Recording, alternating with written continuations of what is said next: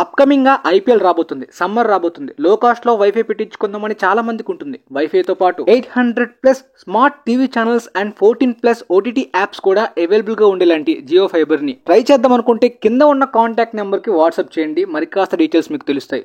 ఇక Monday engine box service episode కి మీకు స్వాగతం. ఈ ఎపిసోడ్ లోని ఇంజిన్ బాక్స్ సర్వీస్ ఎపిసోడ్స్ తో పాటు ఫ్యూ లేటెస్ట్ గా వచ్చిన అప్డేట్స్ గురించి కూడా క్లియర్ గా తెలుసుకుందాం. ఈ ఫిబ్రవరి 7th రీ రిలీజ్ అవబోయే క్రిస్టోఫర్ నోలన్ గారి ఇంటర్స్టెల్లర్ కి ఆల్రెడీ ఇండియాలో చాలా మంచి బజ్ ఉందన్నమాట. ఇప్పటిదాకా ఉన్న ఇండియన్ ఫిల్మ్స్ యొక్క రీ రిలీజ్ రికార్డ్స్ కి కూడా టార్గెట్ చేసే అవకాశం ఉన్న ఈ ఫిలిం ఆల్రెడీ 1 lakh+ టికెట్స్ ని బుకింగ్స్ ద్వారా దాటేసిందనమాట. అది కూడా వారం రోజుల ముందే.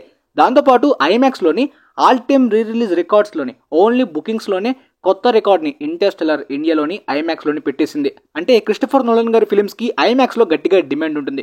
అపెన్హైమర్ కూడా ఇండియాలోని మంచి ఐమాక్స్ రికార్డ్ ని పెట్టింది. సో హాలీవుడ్ ఫిల్మ్స్ లో రీ రిలీజ్ రికార్డ్స్ లోని టైటానిక్ 18 crores ని, అవతార్ 10 crores ని, ఇంటర్స్టెల్లర్ ఈజీగా దాటేస్తుందని క్లియర్ వైబ్స్ వచ్చేసాయి అనమాట. మీ దగ్గరలో మల్టీప్లెక్సెస్ ఉంటే పక్కగా సినిమా వస్తుంది. సింగిల్ స్క్రీన్స్ లోని మాక్సిమం కష్టమే. ఇక ఈ mid week K run almost అయిపోయిన పుష్ప 2 lakhs తో కౌంట్ కలుపుకుని కూడా ఇప్పటిదాకా 1741 crores ని కలెక్ట్ చేసింది అనమాట. సెకండ్ పేజ్ రిలీజ్ గురించి ఏమాత్రం క్లారిటీ కూడా లేదు. బట్ నాకు తెలిసినంత వరకు పుష్ప 1 అయితే మాత్రం జపాన్ లో అంత ఫేమస్ కాదు, రిలీజ్ కూడా కాలేదనుకుంటా. సో పార్ట్ 2 కి జపాన్ లో బజ్ రావడం అనేది కొద్దిగా కష్టమే, ఎందుకంటే పార్ట్ 1 చాలా మందికి చూడలేదు కాబట్టి. ఇక రష్యాలోని ఆల్రెడీ పార్ట్ 1 ఫెయిల్ అయింది. ఇక చైనాలో అయితే మాత్రం ఈ టైప్ ఆఫ్ మసాలా ఫిల్మ్స్, ఈ జానరాస్ అయితే మాత్రం యాక్సెప్ట్ చేయరు కాబట్టి, అంటే సింగిల్ జానరాకి స్టిక్ అయిన ఫిల్మ్ అయితే పక్కగా యాక్సెప్ట్ చేస్తారు. అది కూడా రేర్ కేస్, అది కూడా ముఖ్యంగా డ్రామా జానరస్కే. ఇప్పటిదాకా త్రిబులర్ పఠాన్ అక్కడ రిలీజ్ చేద్దాం అనుకున్నారు చైనాలో, బట్ కుదరలేదు. బట్ మహారాజా మాత్రం చైనాలో రిలీజ్ అయిపోయింది. ఇక రేఖా చిత్రం ఫైనల్ డ్రాల్ లోని ఇప్పటిదాకా 53.2 crores ని కలెక్ట్ చేసింది. లాస్ట్ వీక్ ఈ వీక్ 3 crores ఎక్స్ట్రాగా యాడ్ చేసుకుంది సినిమా. ఇక గేమ్ చేంజర్ కూడా మొన్న మండే టైంలోనే ఆల్మోస్ట్ కలెక్షన్స్ అయితే ఆగిపోయాయి అనమాట. 185 crore గ్రాస్ ని మాత్రమే క్రాస్ చేసింది. రన్ అయితే మాత్రం ఇప్పుడు ఆగిపోయింది. ఇదే ఫైనల్ నెంబర్. ఇక ఈ ఫిలిం అనుకున్నట్టే బిగ్గెస్ట్ డిజాస్టర్ లిస్ట్ లోని చేరిపోయింది అనమాట, టాప్ 3 place లోకి. ఇక last week Daaku Maharaj box office చెప్తున్నప్పుడు చాలా మంది other Tollywood regional sites numbers ని మళ్ళీ చెప్తున్నారు. నేను వీడియోస్ లో ఆల్మోస్ట్ ఇప్పటికే సంవత్సరం అయిపోయింది ఈ ఇండియన్ బాక్స్ ఆఫీస్ మీద వీడియోస్ చేస్తూ. ప్రతిసారి కూడా నేను చెప్పేది జిఎస్టీ హైర్స్ అనేవి ఈ రీజనల్ సైట్స్ యాడ్ చేస్తారు.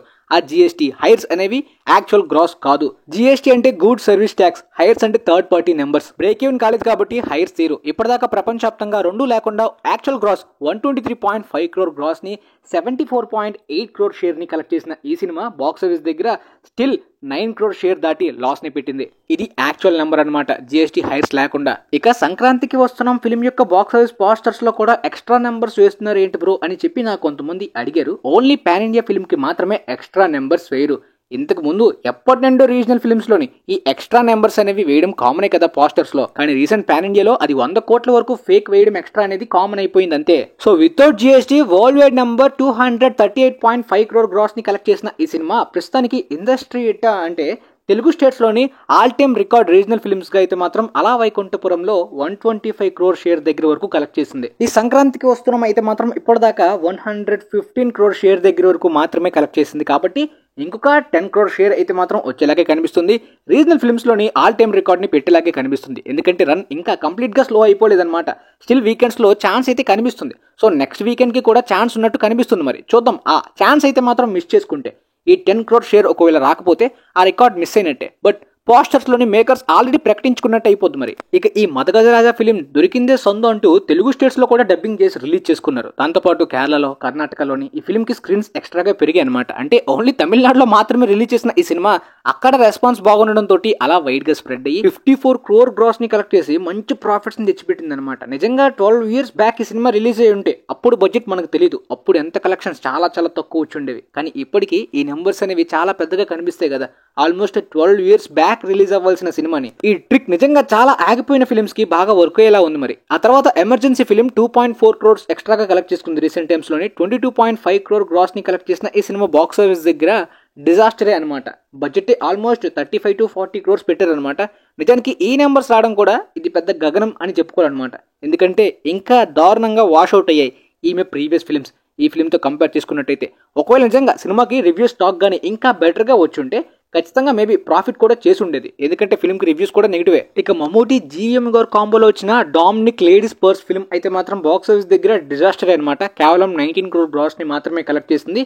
యునానిమస్ నెగిటివ్ రివ్యూస్ తోటి సినిమా వాష్అవుట్ అయిపోయింది. ఆ తర్వాత అక్షయ్ కుమార్ గారి sky force film recent times లోని సూర్యవంశీ, ఓ మై గాడ్ 2 తప్పించి రిమైనింగ్ ఫిల్మ్స్ అన్ని కూడా బాక్స్ ఆఫీస్ దగ్గర వాష్అవుట్ అవడం కానీ, చాలా ఫిల్మ్స్ ఓటీటీకి ప్రిఫర్ చేసేలాంటి ఫిల్మ్స్ వరుసగా చేసేయడంతో ఆయన మీద ఫటిక్ కూడా క్రియేట్ అయింది. కానీ ఈ ఫిలిం మాత్రం మంచి వైబ్స్ అనమాట. ఆల్మోస్ట్ పీవీఆర్లోని, బిఎంఎస్లోని టికెట్ ఆఫర్స్ అయితే ఈ సినిమాకి పెట్టారు మొదట్లోనే. సో డే 1 ఒక 15 crores వస్తే అందులో 4 crores ఈ ఆఫర్స్ ద్వారా వచ్చి రిమైనింగ్ నెంబర్స్ అన్ని నార్మల్గా వచ్చాయి అనమాట. ఈ ఆఫర్స్ వల్ల చాలా వరకు వర్డ్ ఆఫ్ మౌత్ కానీ మంచి పాజిటివ్ రివ్యూస్ రావడం అనేది స్ప్రెడ్ అయ్యి ఆ తర్వాత లాంగ్ రన్కి బాగా హెల్ప్ అయ్యి మొత్తానికి ఆయన కంబ్యాక్కి యూజ్ అయింది. సో నేను ప్రీవియస్ వీక్లోనే ప్రిడిక్ట్ చేసినట్టు ఓ మై గాడ్ 2 రేంజ్ అంటే కంప్లీట్ గా ఇండియాలో అయితే మాత్రం రన్ బాగానే ఉంది ఈ సినిమాకి. నిన్న సండేను కూడా 5 crore నెట్ డాటే కలెక్ట్ చేసిన ఈ సినిమా, కానీ ఓవర్సీస్ లో కంప్లీట్ గా డౌన్ అనమాట. బాగా డౌన్. ఓపెనింగ్స్ నుండి అస్సలు బజ్ లేదు ఓవర్సీస్ లో. రిలీజ్ కూడా అంటే మేడాకు వాళ్ళకనే కాదు, ఈ సినిమా మీద కూడా ప్రాపర్ బజ్ హైప్ అస్సలు ఓవర్సీస్ లో లేనట్టు క్లియర్ గా కనిపిస్తుంది. అండ్ ఫైటర్ ఫిల్మ్ తో మనం కంపేర్ చేసుకున్నట్టయితే సేమ్ జానర్ కాబట్టి ఫైటర్ ఓవర్సీస్ లో పెద్ద హిట్ అయిందనమాట. గట్టి నెంబర్స్ కలెక్ట్ చేసింది లాంగ్ రన్ లో. బట్ ఈ ఫిల్మ్ కి అలాంటి హెల్ప్ ఏమీ కూడా అవ్వలేదన్నమాట. ఇప్పటిదాకా ఇండియాలోని 100 crore నెట్ ని కూడా దాటింది. ఇండియాలోని 120 crore గ్రాస్ ని కలెక్ట్ చేస్తే ఓవర్సీస్ 10 crores కలుపుకుని ప్రపంచవ్యాప్తంగా 132 crore గ్రాస్ వరకు కలెక్ట్ చేసిన ఈ సినిమా ప్రొడ్యూసర్ నెంబర్ ని మీరు చూసినట్టయితే 150 crore దాటినట్టు పోస్టర్ ని రిలీజ్ చేశారు. రీసెంట్ గా చెప్తున్నాను కదా, ఈవెన్ బాలీవుడ్ ఫిల్మ్స్ లో కూడా తరణ్ ఆదర్శ్ కానీ అండ్ కొన్ని పోస్టర్స్ కానీ బాక్స్ ఆఫీస్లోని ఒక 20 to 15 crores అయితే మాత్రం డిఫరెన్స్ వస్తుందన్నమాట. సో ప్రతి ఇండస్ట్రీకి ఒకటే రూల్, ఎక్స్ట్రా నెంబర్స్ పోస్టర్స్లో వేసుకుంటే పక్కాగా చెప్పడమే, ట్రాకింగ్ నెంబర్ని మాత్రమే ఫాలో కావడమే. ఎందుకంటే హిందీ నెంబర్ అనగానే తారన్ ఆదర్శ్నే చాలా వరకు పాపులర్ హిందీ ట్రేడ్ అనాలిసిస్ట్ కాబట్టి మీరు అతన్నే ఫాలో అవ్వచ్చు. కాకపోతే అతను చెప్పే నెంబర్స్ మాక్సిమం ప్రొడ్యూసర్ నెంబర్స్ అనమాట. రీసెంట్ టైమ్స్లోనే ఈ డిఫరెన్స్ అనేది వస్తుంది. ఇంకా ఏమైనా బాక్స్ ఆఫీస్ కన్ఫ్యూజన్ కానీ డౌట్స్ ఉంటే నాకు ఇన్స్టాలో మెసేజ్ చేయండి, నాకు టైం ఉన్నప్పుడు పక్కాగా రిప్లై ఇస్తాను అనమాట. పోతే ఈ సినిమా ఓ మై గాడ్ 2ని దాటడమా అంటే ఓవర్సీస్ హెల్ప్ కనీసం కూడా లేదు కాబట్టి కష్టమే అని చెప్పాలి. ఆ తర్వాత రీసెంట్ గా మలయాళం డైరెక్టర్ అయిన రోషన్ ఆండ్రూస్ డైరెక్షన్ లోని షాహిద్ కపూర్ ఫిలిం దేవా చాలా వరకు ట్రైలర్ నుండి టీజర్ నుండి చాలా మంది రీమేక్ అని అడిగారు. నేను ఆ ట్రైలర్ టీజర్ కూడా చూడలేదు కాబట్టి నాకు క్లారిటీ లేదు. తర్వాత నేను తెలుసుకున్న దాని ప్రకారం డైరెక్టర్ రోషన్ ఆండ్రూస్ అయితే నా ముంబై పోలీస్ కి సేమ్ ఐడియాని తీసుకుంటున్నాను కానీ స్టోరీలోని స్క్రిప్ట్ లోని క్లైమాక్స్ లో చాలా చేంజెస్ చేశానని చెప్పారనమాట. కానీ రీమేక్ అని ముద్ర పడిన తర్వాత అది కష్టమే బాలీవుడ్ లో సర్వైవ్ అవడం. రీసెంట్ టైమ్స్ లో హిందీ ఆడియన్స్ యునానిమస్ గా రీమేక్స్ ని రిజెక్ట్ చేస్తున్నారు కాబట్టి. అలా ఇన్ని జరుగుతున్నా కూడా రీసెంట్ టైమ్స్ లో చాలా మంది సౌత్ ప్రొడ్యూసర్స్ డైరెక్టర్స్ నార్త్ కు వెళ్లి రీమేక్స్ చేసి లాసెస్ పెట్టుకుంటున్నారు. అదేం సరదానం. 3 days 32 crores కలెక్ట్ చేసిన ఈ సినిమా బాక్స్ ఆఫీస్ దగ్గర ఖచ్చితంగా ఫ్లాపే. ఇక నెంబర్ సాగిపోవచ్చు మండే నుండి. షాహిద్ కపూర్ కబీర్ సింగ్ తర్వాత జెర్సీ కూడా KGF 2 టైంలోని ఫ్లాప్ అయింది. ఆ తర్వాత ఆయన నుండి వచ్చిన Tere Baaton Mein Aisa Uljha Jiya cinema mixed reviews తోటే 140 crores ని కలెక్ట్ చేసింది. సినిమా యునానిమస్ టాక్ రాకపోయినా బాగా ఆడింది కదా. సో రీమేక్ కాకుండా ట్రై చేస్తే ఎలాంటి టాక్ వచ్చినా బాక్స్ ఆఫీస్ దగ్గర ఆడింది కాబట్టి అది బుర్రలో పెట్టుకుని ఇక నుండి సౌత్ నుండి ఏ డైరెక్టర్ వచ్చినా రీమేక్స్ ని వద్దని చెప్పేయాలి, ప్రొడ్యూసర్స్ అయినా బాలీవుడ్ యాక్టర్స్ అయినా. అప్పుడే మంచిది ఇండియాకి. ఇక అప్డేట్ విషయానికి వస్తే విశ్వంబర టీజర్ ని వీళ్ళు చాలా మంది ఆల్రెడీ చూసే ఉంటారు అనమాట. కంప్లీట్ గా ట్రోల్స్ అయితే ఫేస్ చేసింది. విఎఫ్ఎక్స్ కి ఆ సెటప్ కి 150-200 crores బడ్జెట్ లో తీసిన ఫీలింగే రాకపోవడం అనేది దారుణం అనమాట. ఇప్పుడు చాలా వరకు ఈ ఫిల్మ్ లోని విఎఫ్ఎక్స్ మొత్తం కూడా కంప్లీట్ గా మళ్ళీ కొత్త నుండి వర్క్ స్టార్ట్ చేయడానికి రీస్టార్ట్ చేయడానికి అయితే ప్రయత్నిస్తున్నారంట. అవును, పోస్ట్ ప్రొడక్షన్ లోని చాలా సీన్స్ అయితే మాత్రం చేంజెస్ చేస్తున్నారంట. ఈ విఎఫ్ఎక్స్ వర్క్ లోని కల్కి 2898 AD టీమ్ ని అండ్ డైరెక్టర్ నాగశ్విన్ ని ఇన్వాల్వ్ చేస్తున్నారంట చిరంజీవి గారు దగ్గరుండి చూసుకోమని. సో వాళ్ళ హెల్ప్ తోటి అవుట్పుట్ ఈసారి ఇంకాస్త బెటర్ గా వస్తుందని టీమ్ ఎక్స్పెక్ట్ చేస్తున్నారు. సో లేట్ అయినా పర్లేదు, కొద్దిగా అవుట్పుట్ బెటర్ గా వస్తే ఫీలింగ్ బాగుంటుంది. లేదంటే ఆల్రెడీ తెలుగు ఆడియన్స్ ఈ సంక్రాంతికి సినిమాని చూసి ఉండేవాళ్ళు అనమాట. అప్పుడు వాళ్ళ రియాక్షన్ ఏ విధంగా ఉండేదో మరి మనం క్లియర్ గా అర్థమైపోయేది. బాగా దారుణంగా రెప్యుటేషన్ పోయేది. ఇక హేరాపేరి 3లోని ప్రియదర్శన్ గారు డైరెక్టర్ గా జాయిన్ అవడం, ఈ సినిమా మీద మరికాస్త హైప్ బాగా జనరేట్ అవడం, ఆన్లైన్ లో వైరల్ అవడం మీకు ఇంతకు ముందే చెప్పేశాను. కాకపోతే ఫిలిం షూటింగ్ నేనైతే ఫిలిం యాక్చువల్ గా 2025లోనే వస్తుంది అనుకున్నాను కానీ ఈ ఇయర్ డిసెంబర్ కి ఫిలిం షూటింగ్ స్టార్ట్ అవుతుందంట. దాని ప్రకారం ఈ ఫిలిం 2026 మిడ్ లో రిలీజ్ చేయడానికి ప్లాన్ చేస్తున్నారు అనమాట. ఒకవేళ ఆ 2 parts ప్రీవియస్ 2 parts రేంజ్ లోని కామెడీ కానీ స్క్రిప్ట్ గానీ ఉంటే పక్కాగా ఈ సినిమా హిందీలో మళ్ళీ కొత్త ఇన్ ద స్ట్రీట్ పెట్టే పొటెన్షియల్ క్లియర్ గా ఉంది. ప్రీవియస్ 2 parts కి కల్ట్ ఫ్యాన్ బేస్ ఉందన్నమాట. ఇకపోతే ప్రియదర్శన్ గారు మంచి ఫామ్ లో ఉన్నారా లేదా అనే క్లారిటీ అప్కమింగ్ గా అక్షయ్ కుమార్ తో తీయబోతున్న భూత్ బంగ్లా ఫిలిం తో క్లారిటీ వస్తుంది. ఇక రైటర్ విజయేంద్ర ప్రసాద్ గారిని రీసెంట్ గా SSME 29th ఫిలిం స్క్రిప్ట్ ఏ విధంగా ఉండబోతుందని అడిగారు అనమాట. ఇంతకు ముందు రాజమౌళి గారు అయితే మాత్రం హాలీవుడ్ ఇండియానా జోన్స్ ఐడియాని ఆ అడ్వెంచర్ జాన్రాన్ అయితే మాత్రం ఇన్స్పైర్ అయి తీయబోతున్నట్టు తెలిపారు. కాకపోతే రీసెంట్ గా విజయేంద్ర ప్రసాద్ గారు చెప్పిన దాని ప్రకారం రీసెంట్ టైమ్స్ లోని ఈ జాన్రాలో ఏమైనా ఫిలిమ్స్ వచ్చాయా లేదా, ఇంతకు ముందు మహేష్ బాబు ఈ టైప్ ఆఫ్ జాన్రాలో వర్క్ చేశాడా లేదా, ఈ 2 థాట్స్ పెట్టుకుని నేను స్టోరీని రాశాను. నా అనుభవం ప్రకారం కంప్లీట్ యూనిక్ ఎక్స్పీరియన్స్ ఇవ్వడానికి ఈ ఫిలిం ప్రయత్నించే విధంగా స్క్రిప్ట్ ని డిజైన్ చేసినట్టు తెలిపారు అనమాట. అంటే కంప్లీట్ గా ఇండియానా జోన్స్ కాపీలా కాకుండా కొద్దిగా యూనిక్ వైబ్స్ కూడా ఇచ్చేలాగా.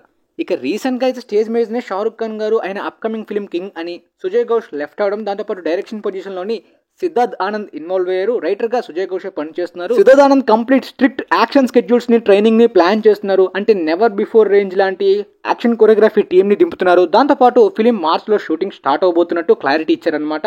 మొన్న ఆయన బర్త్డేకి ఒక వీడియో గ్లిమ్స్ లాంటిది రిలీజ్ చేద్దామని అనుకున్నారు. కాకపోతే అనిరుద్ధ్ అయితే మాత్రం టైంకి ఎలాంటి మ్యూజిక్ కూడా సెట్ కావట్లేదు, నార్మల్ అవుట్పుట్ కాదు, నేను బెస్ట్ మ్యూజిక్ ని ఇవ్వడానికి ప్రయత్నిస్తున్నాను కాబట్టి టైం తీసుకుంటా అని చెప్పడంతో దానికి సంబంధించి క్లారిటీ రాలేదు. అంటే ఏ వీడియో పోస్టర్ రాలేదు ఆయన బర్త్డేకి. కానీ ఈ King film announcement like Pathaan Jawan లానే ఒక వీడియో అనౌన్స్మెంట్ వీడియో తోటి జరుగుతుందంట. దాంతోపాటు పఠాన్ 2 షూటింగ్ కూడా మాక్సిమం ఈ ఇయర్ ఎండింగ్ కల్లా స్టార్ట్ అయ్యే అవకాశం ఉందంట. పఠాన్ 2 స్కెడ్యూల్స్ ఆల్మోస్ట్ 2026 మిడ్ కి సెకండ్ హాఫ్ వరకు కంటిన్యూ అయ్యే అవకాశం ఉంది. అది అయిపోయిన తర్వాత అమర్ కౌశిక్ కూడా ఫ్రీ అయితే వాళ్ళ అప్కమింగ్ ప్రాజెక్ట్ యొక్క షూటింగ్ కూడా నెక్స్ట్ ఇయర్ మేబీ స్టార్ట్ అవ్వచ్చు. అది కూడా సెకండ్ హాఫ్ లోని, లేదంటే నెక్స్ట్ ఇయర్ ఎండింగ్ కి. 3 పార్ట్స్ ఉండేలాంటి ఫ్రాంచైజ్ కాన్సెప్ట్ కాబట్టి. ఇక ప్రస్తుతానికి బ్రహ్మాస్త్ర 2 అండ్ థర్డ్ పార్ట్ యొక్క స్క్రిప్ట్స్ కంప్లీట్ గా రీరైట్ చేస్తూ చాలా చేంజెస్ చేస్తున్న విషయం మనకు తెలిసిందే. కానీ ప్రస్తుతానికి రణబీర్ కపూర్ గారు రామాయణ్ పార్ట్ 2, ధూమ్ 4 గానీ, యానిమల్ పార్క్ ఫ్రాంచైజ్ గానీ, బన్షాలి గారి లవ్ అండ్ వార్ ఫిల్మ్స్ తో బిజీగా ఉన్నారు.